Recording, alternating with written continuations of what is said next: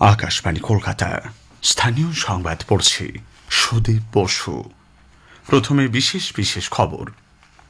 কেন্দ্রীয় সরকার পশ্চিমবঙ্গে দ্রুত উন্নয়নে দৃঢ় সংকল্প হলেও ক্ষমতাসীন তৃণমূল কংগ্রেসের কারণেই তা সম্ভব হচ্ছে না বলে প্রধানমন্ত্রী নরেন্দ্র মোদী মন্তব্য করেছেন।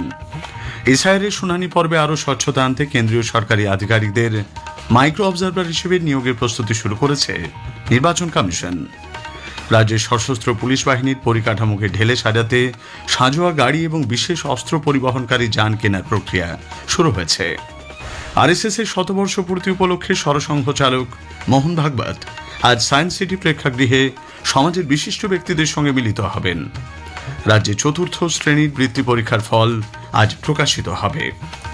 আসছি বিস্তারিত সংবাদে। কেন্দ্রীয় সরকার পশ্চিমবঙ্গে দ্রুত উন্নয়নে দৃঢ় সংকল্প হলেও ক্ষমতাসীন তৃণমূল কংগ্রেসের কারণেই তা সম্ভব হচ্ছে না বলে প্রধানমন্ত্রী নরেন্দ্র মোদী মন্তব্য করেছেন।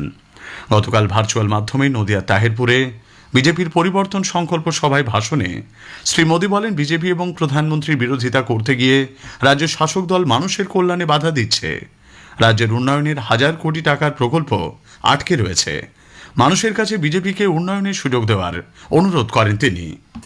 टीएमसी को मोदी का विरोध करना है, करे, 100 बार करे, 1000 बार करे। टीएमसी को बीजेपी का विरोध करना है, जमकर करे, बार बार करे, पूरी ताकत से करे। लेकिन बंगाल के मेरे भाइयों बहनों, मैं ये समझ नहीं पा रहा हूँ कि पश्चिम बंगाल के विकास को क्यों रोका जा रहा है। और इसलिए मैं बार बार कहता हूँ कि मोदी का विरोध भले करे, लेकिन बंगाल की जनता को दुखी न करे, उनको उनके अधिकारों से वंचित न करे, उनके सपनों को चूर चूर करने का पाप न करे। और इसलिए मैं पश्चिम बंगाल की प्रबुद्ध जनता से हाथ जोड़कर आग्रह कर रहा हूं, अब बीजेपी को मौका देकर देखिए। एक बार यहाँ बीजेपी की डबल इंजन सरकार बनाकर देखिए हम कितनी तेजी से बंगाल का विकास करते हैं। রাজ্যের অনুপ্রবেশকারীদের রক্ষা করতে তৃণমূল কংগ্রেস এসআইআর এর বিরোধিতা করছে বলে মন্তব্য করেন প্রধানমন্ত্রী নরেন্দ্র মোদী। প্রধানমন্ত্রী বলেন, বাংলা ভাষা ভারতের ইতিহাস সংস্কৃতিকে সমৃদ্ধ করেছে। ঋষি বঙ্কিমচন্দ্র চট্টোপাধ্যায় বন্দে মাতরমের মাধ্যমে যে নতুন চেতনার উন্মেষ ঘটিয়েছিলেন তাই বিকশিত ভারতের প্রেরণা। মতুয়া সমাজের অবদানের কথাও উঠে আসে শ্রী মোদীর ভাষণে। কুয়াশার কারণে দৃশ্যমানতা কম থাকায় প্রধানমন্ত্রী চপার তাহেরপুরে নামতে পারেনি। কলকাতা বিমানবন্দর থেকেই তিনি জনসভায় ভার্চুয়ালি বক্তব্য রাখেন। নদিয়ায় ৩,২০০ কোটি টাকার দুটি প্রকল্পের উদ্বোধন ও শিলান্যাস হয়েছে গতকাল। সভায় বক্তব্য রাখেন কেন্দ্রীয় প্রতিমন্ত্রী সুকান্ত মজুমদার, শান্তনু ঠাকুর, দলের রাজ্য সভাপতি সাংসদ শ্রমিক ভট্টাচার্য, বিরোধী দলনেতা শুভেন্দু অধিকারী প্রমুখ। কেন্দ্রীয় প্রতিমন্ত্রী সুকান্ত মজুমদার বলেন, এসআইআরে কারো নাম না থাকলে তার দায় মুখ্যমন্ত্রীকে নিতে হবে। যারা সঠিক সময়ে আবেদন করেননি নাগরিকত্বের জন্য, তারা দেরি করে আবেদন করেছেন বা এখন হয়তো অনেকে করেনি, তাদের নাগরিকত্ব যে পাননি তারা, এবং সেই জন্য এসআইআরে তাদের যদি নাম না থাকে তার দায় মমতা বন্দ্যোপাধ্যায়কে নিতে হবে। এসআইআর প্রক্রিয়ায় যাতে মতুয়া সম্প্রদায়ের কোনো মানুষের নাম বাদ না যায় সেজন্য কেন্দ্রীয় সরকারকে অধ্যাদেশ আনার প্রস্তাব তিনি দিয়েছেন বলে প্রবীণ কংগ্রেস নেতা অধীর রঞ্জন চৌধুরী মন্তব্য করেছেন। এই দাবি তিনি রাষ্ট্রপতির কাছেও করেছেন বলে জানিয়েছেন অধীরবাবু। তিনি বলেন, প্রধানমন্ত্রী বা কেন্দ্রীয় সরকার মনে করলে মতুয়াদের নাম এসআইআর তালিকায় রাখা সম্ভব। এদিকে ভোটার তালিকার বিশেষ নিবিড় সংশোধনী প্রক্রিয়ায় শুনানি পর্বে স্বচ্ছতা আরও জোরদার করতে কেন্দ্রীয় সরকারি আধিকারিকদের মাইক্রো অবজারভার হিসেবে নিয়োগ করবে নির্বাচন কমিশন। বিভিন্ন শুনানি কেন্দ্রে মূলত কেন্দ্রের গ্রুপ বি এবং তার ঊর্ধ্বতন পদমর্যাদার আধিকারিকদেরকেই এই দায়িত্ব দেওয়া হবে বলে রাজ্যের মুখ্য নির্বাচনী আধিকারিকের দপ্তর সূত্রে জানা গেছে। এই সংক্রান্ত প্রস্তুতি ও সমন্বয় নিয়ে গতকাল একাধিক দপ্তরের বিভাগীয় প্রধানদের সঙ্গে বৈঠক করেছেন রাজ্যের মুখ্য নির্বাচনী আধিকারিক মনোজ কুমার আগরওয়াল। বৈঠকে কোল ইন্ডিয়া ডিভিসি, আয়কর বিভাগ, আরবিআই, মেট্রো রেল সহ মোট 16টি কেন্দ্রীয় দপ্তরের প্রতিনিধিরা উপস্থিত ছিলেন।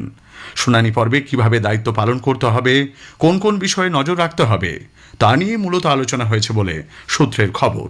24 তারিখ মাইক্রো অবজারভার হিসেবে নিযুক্ত আধিকারিকদের জন্য বিশেষ প্রশিক্ষণের আয়োজন করা হচ্ছে বলে জানা গেছে। এদিকে এসআইআর এর কাজ বয়কটের হুঁশিয়ারি দিয়ে সিইও অফিস অভিযানের আহ্বান জানিয়েছে তৃণমূলপন্থী বিএলও অধিকার রক্ষা মঞ্চ। মঞ্চের অভিযোগ, বিএলও অ্যাপে নতুন নতুন অপশন যুক্ত করা হচ্ছে, পরিবর্তন করা হচ্ছে নির্দেশিকাতেও। এরই প্রতিবাদে এই কর্মসূচি বলে সংগঠন জানিয়েছে। প্রদেশ কংগ্রেসের পক্ষ থেকে কলকাতায় গতকাল রানী রাসমণি রোডে শতকণ্ঠে সংবিধানের প্রস্তাবনা পাঠের কর্মসূচি নেওয়া হয়। বাংলা, হিন্দি, উর্দু এবং ইংরেজিতে পাঠ করা হয় প্রস্তাবনা। উপস্থিত ছিলেন প্রদেশ কংগ্রেস সভাপতি শুভঙ্কর সরকার, এআইসিসি সাধারণ সম্পাদক গোলাম আহমেদ মীর প্রমুখ। রাজ্যের সশস্ত্র পুলিশ বাহিনীর পরিকাঠামো ঢেলে সাজাতে সাঁজোয়া গাড়ি এবং বিশেষ অস্ত্র পরিবহনকারী যান কেনার প্রক্রিয়া শুরু হয়েছে। এই উদ্দেশ্যে ব্যারাকপুরের সশস্ত্র পুলিশের ডেপুটি ইন্সপেক্টর জেনারেলের দপ্তর থেকে ইতোমধ্যেই দরপত্র আহ্বান করা হয়েছে। প্রশাসনিক সূত্রে জানা গেছে, রাজ্য সরকার মোট 12টি লাইট আর্মার্ড ভেহিকেল কেনার পরিকল্পনা করেছে। এই সাঁজোয়া গাড়িগুলির জন্য আনুমানিক খরচ ধরা হয়েছে প্রায় 8 কোটি টাকা। এর পাশাপাশি অস্ত্র, গোলা বারুদ নিরাপদে বহনের জন্য 2টি বিশেষ কন্টেনার বডি মাউন্টেড যান কেনার প্রস্তাব রয়েছে, যার জন্য খরচ হবে আরও 82 লক্ষ টাকা। পুলিশ সূত্রে খবর, সংবেদনশীল আইন শৃঙ্খলা পরিস্থিতি, বড় জনসমাবেশ, দুর্যোগ মোকাবিলা কিংবা ঝুঁকিপূর্ণ এলাকায় মোতায়েনের সময় সশস্ত্র পুলিশের ভূমিকা অত্যন্ত গুরুত্বপূর্ণ। সেই কারণেই বাহিনীর কর্মীদের সুরক্ষা ও দ্রুত চলাচলের সুবিধা বাড়াতে এই সাঁজোয়া যান যুক্ত করার সিদ্ধান্ত নেওয়া হয়েছে। প্রধানমন্ত্রী নরেন্দ্র মোদী 28 ডিসেম্বর রবিবার আকাশবাণীতে মন কি বাত অনুষ্ঠানে তাঁর চিন্তাভাবনা দেশ বিদেশের মানুষের সঙ্গে ভাগ করে নেবেন। এটি হবে মাসিক এই বেতার অনুষ্ঠানের 129তম পর্ব। বেলা 11টা থেকে আকাশবাণী এবং দূরদর্শনের সবকটি channel, Akashvani news on AIR website, mobile app, প্রধানমন্ত্রী দপ্তর, তথ্য ও সম্প্রচার মন্ত্রকের ওয়েবসাইট ও ইউটিউব চ্যানেলেও মন কি বাত সম্প্রচারিত হবে। স্থানীয় সংবাদ শুনছেন আকাশবাণী কলকাতা কেন্দ্র থেকে। প্রাথমিক শিক্ষা উন্নয়ন পর্ষদ পশ্চিমবঙ্গের উদ্যোগে 2025 সালে 4র্থ শ্রেণীর বৃত্তি পরীক্ষার ফলাফল আজ প্রকাশ করা হবে। গত 9 অক্টোবর এই পরীক্ষা শুরু হয়, চলে 14 অক্টোবর পর্যন্ত। আজ দুপুর 3টেই কলকাতা প্রেস ক্লাবের একটি সাংবাদিক সম্মেলনের মাধ্যমে রেজাল্ট প্রকাশ করা হবে বলে পর্ষদ সূত্রে খবর। রাষ্ট্রীয় স্বয়ংসেবক সংঘের 100 পূর্তি উপলক্ষে সরসংঘ চালক ডক্টর মোহন ভাগবত আজ কলকাতা সায়েন্স সিটি অডিটোরিয়ামে সমাজের বিশিষ্ট ব্যক্তিদের সঙ্গে মিলিত হবেন। সারাদিনব্যাপী এই কার্যক্রমে 3টি পর্বে তিনি রাষ্ট্র গঠনের প্রেক্ষিতে সমাজে সংঘের লক্ষ্য বার্তা নিয়ে আলোচনা করবেন। শিক্ষাবিদ, লেখক, চলচ্চিত্র পরিচালক প্রমুখ সমাজের বিভিন্ন স্তরের প্রবুদ্ধ জনেদের সঙ্গে বার্তালাপের পাশাপাশি থাকবে প্রশ্নোত্তর পর্ব। প্রাক্তন কেন্দ্রীয় মন্ত্রী তথা people for animals PFA chairperson Maneka Sanjay Gandhi বলেছেন, চলচ্চিত্র হল একটি অত্যন্ত প্রভাবশালী সাংস্কৃতিক মাধ্যম, যা দিয়ে প্রাকৃতিক পরিবেশ এবং বন্যপ্রাণ সম্পর্কে মানুষের মধ্যে সচেতনতা তৈরি করা যায়। ফিল্ম ফেডারেশন অফ ইন্ডিয়া এবং পিপল ফর অ্যানিমালসের সহযোগিতায় ভারতের সহানুভূতিশীল এবং সমাজ সচেতন চলচ্চিত্র নির্মাণকে উৎসাহ দিতে আয়োজিত অনুষ্ঠানে গতকাল তিনি একথা বলেন।